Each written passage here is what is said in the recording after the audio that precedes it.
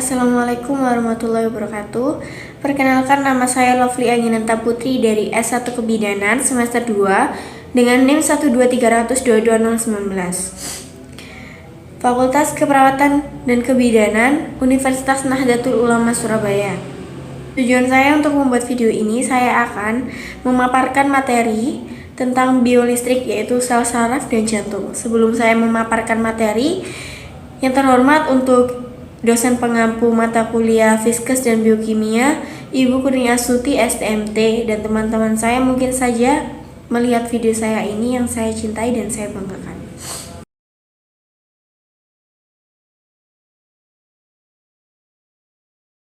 Untuk yang pertama, terdapat apa itu biolistrik. Biolistrik adalah listrik yang terdapat pada tubuh makhluk hidup, berbeda dengan listrik yang berasal dari elektron seperti baterai. Listrik dalam tubuh makhluk hidup berasal dari ion. Jadi, listrik yang ada dalam tubuh kita bukan seperti listrik yang mengalir pada kabel listrik. Biolistrik yang dimiliki setiap manusia bersumber dari ATP, adenosine triphosphate, di mana ATP ini dihasilkan oleh mitokondria melalui proses respirasi sel. Sel-sel mampu menghasilkan potensial listrik yang merupakan lapisan muatan positif pada permukaan luar dan lapisan muatan negatif pada permukaan dalam bidang batas atau membran. Jika diibaratkan, lapisan muatan positif dan lapisan muatan negatif ini sama seperti katoda dan anoda dalam baterai. Jika baterai berguna untuk alat-alat listrik, biolistrik berguna untuk tubuh makhluk hidup. Contohnya seperti perjalanan impuls saraf menuju ke efektor pada tubuh manusia menjadi sangat cepat karena adanya proses kelistrikan pada sel saraf. Sel saraf juga disebut sebagai neuron. Dialah yang berperan dalam menghantarkan impuls atau rangsangan. Selanjutnya terdapat badan sel. Badan sel itu mengandung inti sel dan sitoplasma. Di dalam sitoplasma terdapat mitokondria yang berfungsi sebagai penyedia energi untuk membawa rangsangan. Selanjutnya ada dendrit. Serabut-serabut yang merupakan penjuluran sitoplasma. Dendrit umumnya banyak dan pendek-pendek. Fungsinya untuk membawa rangsangan ke badan sel. Selanjutnya ada akson atau neurit. Serabut-serabut dari penjuluran sitoplasma. Bedanya dengan dendrit, akson ukurannya lebih panjang. Fungsinya untuk membawa dari badan sel ke sel saraf lain. Yang ketiga ada selaput mielin. Selaput mielin mempunyai segmen-segmen dan lekukan di antara dua segmen disebut nodus Rafier. Selaput mielin ini dikelilingi oleh sel Schwann. Fungsi dari bagian ini adalah untuk melindungi sel saraf dari kerusakan dan mencegah bocornya impuls serta mempercepat hantaran impuls yang masuk. Yang terakhir ada sel Schwann. Sel yang mengelilingi selubang mielin. Nama dari sel ini diambil dari nama penemunya, yaitu Theodor Schwann, seorang ilmuwan dari Jerman. Sel Schwann berfungsi untuk mempercepat jalannya impuls, menyediakan nutrisi bagi neuri dan membantu regenerasi dari neurit. Untuk selanjutnya terdapat nodus Ranvier, bagian antar dua segmen selubang mielin. Nodus Ranvier. Untuk selanjutnya terdapat nodus Ranvier, bagian antar dua segmen selubung. Untuk selanjutnya terdapat nodus Ranvier, bagian antar dua segmen selubung mielin. Nodus Ranvier, ya Allah, gitu. Untuk selanjutnya terdapat nodus Ranvier, bagian antar dua segmen selubung mielin. Nodus Ranvier berfungsi sebagai loncatan impuls saraf agar sampai lebih cepat ke tempat tujuan. Nodus Ranvier mempunyai diameter sekitar 1 mikrometer dan ditemukan oleh Louis Antoine Ranvier. Selanjutnya ada sinapsis, celah yang terdapat pada pertemuan satu neuron dengan neuron lainnya. Setiap sinapsis menyediakan koneksi antar neuron sehingga memungkinkan terjadinya pertukaran informasi antar neuron tersebut. Informasi ini ditukarkan dalam bentuk zat kimia yang disebut neurotransmitter. Pada ujung neurit setiap sel saraf terdapat sebuah kantong yang disebut bulbus akson. Kantong inilah yang akan menghasilkan neurotransmitter.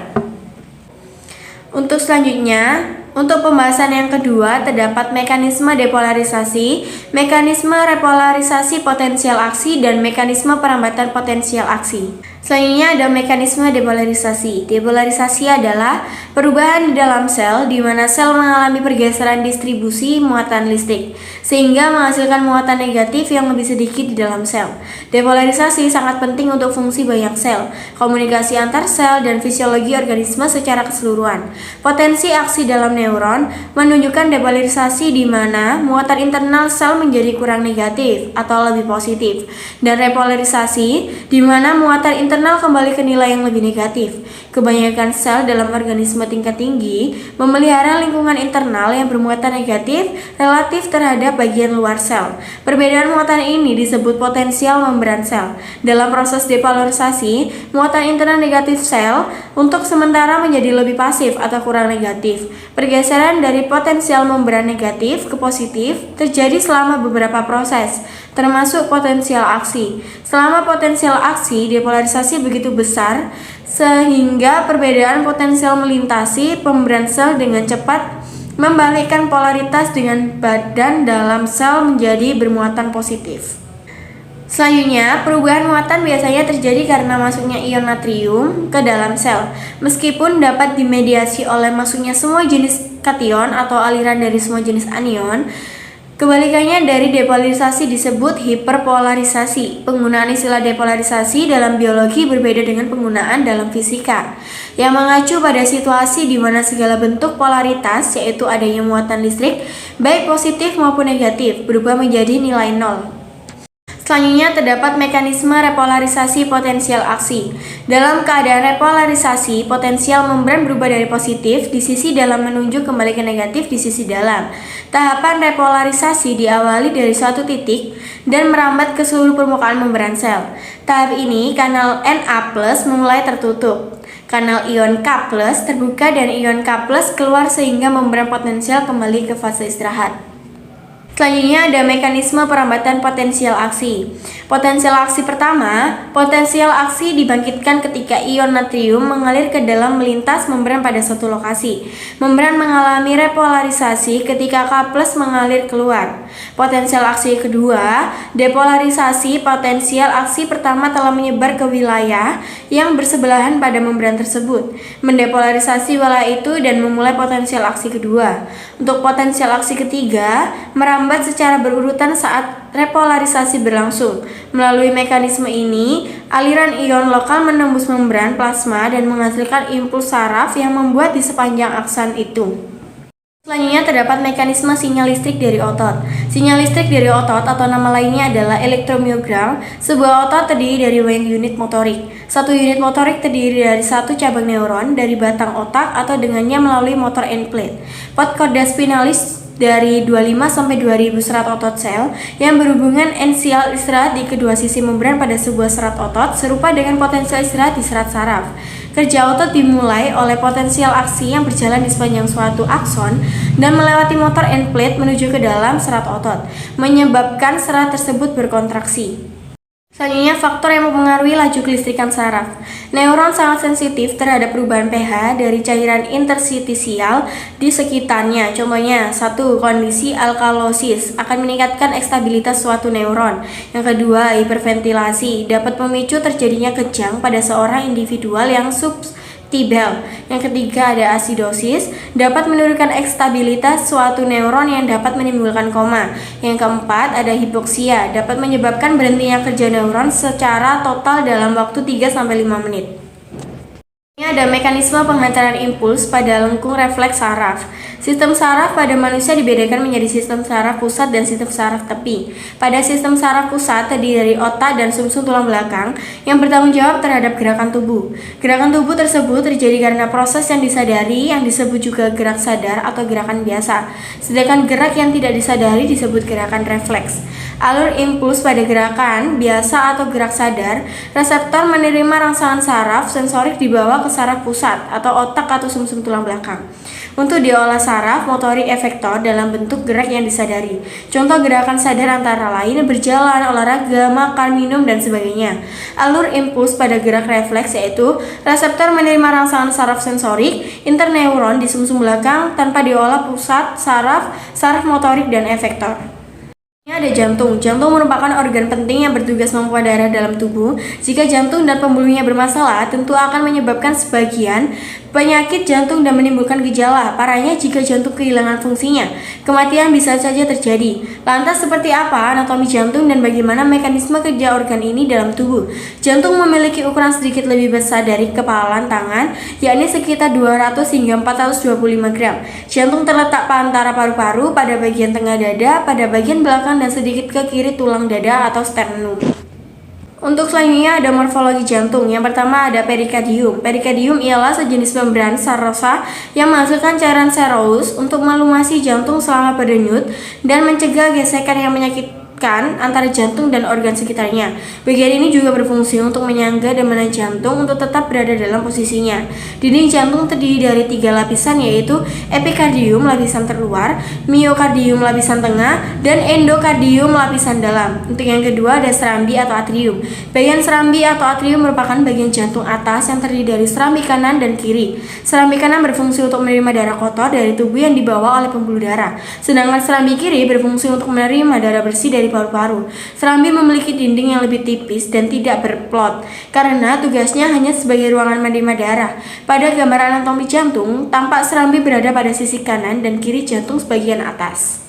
Untuk selanjutnya ada bilik atau ventricle. Sama seperti serambi, bilik atau ventricle merupakan bagian jantung bawah yang terdiri dari bagian kanan dan kiri. Bilik kanan berfungsi untuk memompa darah kotor dari jantung ke paru-paru. Sementara itu bilik kiri berfungsi untuk memompa darah bersih dari jantung ke seluruh tubuh. Yang keempat ada katup. Katup terdiri dari 4 yang menjaga darah mengalir ke suatu arah, yaitu yang pertama katup tricuspidalis, mengatur aliran darah antara serambi kanan dan bilik kanan. Yang kedua ada katup pulmonalis, mengatur aliran darah dari kanan ke arteri pulmonalis yang membawa darah ke paru-paru untuk mengambil oksigen. Yang ketiga ada katup mitral, mengalirkan darah yang kaya oksigen dari paru-paru mengalir dari serambi kiri ke bilik kiri. Yang keempat, ada katup aorta, membuka jalan bagi darah yang kaya akan oksigen dari bilik kiri ke aorta atau arteri terbesar daripada tubuh. Untuk yang kelima ada otot jantung. Otot jantung merupakan gabungan dari otot lurik dan otot polos yang berbentuk silindris dan memiliki garis terang serta gelap. Pada otot jantung ini terdapat siklus jantung, yakni urutan kejadian yang terjadi saat jantung berdetak. Berikut 2 fase siklus jantung, yaitu ada sistol dan distol. Sistol yaitu jaringan otot jantung berkontraksi untuk memompa darah keluar dari ventrikel. Sedangkan distol, otot jantung rileks terjadi pada satu pengisian darah pada jantung. Tekanan darah meningkatkan pada arteri utama selama sistol ventrikel dan menurun selama diastol ventrikel. Hal ini menyebabkan 2 angka terkait dengan tekanan darah. Untuk yang keenam terdapat pembuluh darah. Ada 3 pembuluh darah utama terdapat pada jantung, yaitu arteri pembuluh darah jantung ini kaya akan oksigen karena berfungsi darah ke sisi kiri otot jantung atau ventrikel dan atrium kiri. Arteri memiliki dinding yang cukup elastis sehingga mampu menjaga tekanan darah tetap konsisten. Kemudian arteri koroner kiri utama lalu bercabang membentuk after left anterior descending atau LAD, berfungsi menyediakan darah menuju bagian atas dan kiri jantung. Selanjutnya ada arter left circumflex LCX, cabang arteri kiri utama yang mengelilingi otot jantung dan menyediakan darah menuju sisi luar dan belakang jantung. Untuk selanjutnya terdapat konduksi jantung. Sistem konduksi jantung terdiri dari otot-otot jantung khusus yang termodifikasi dan mampu menghasilkan aktivitas listrik secara spontan dan menghantarkannya ke seluruh bagian otot jantung.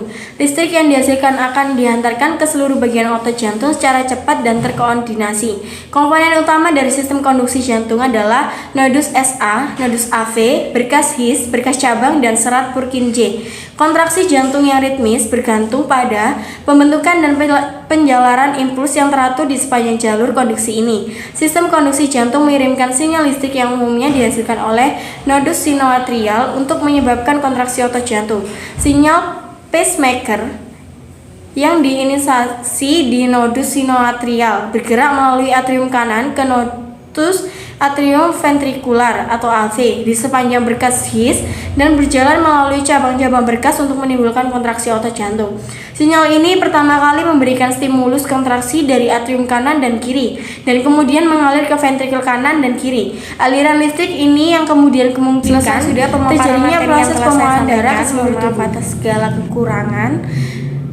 Wassalamualaikum warahmatullahi wabarakatuh.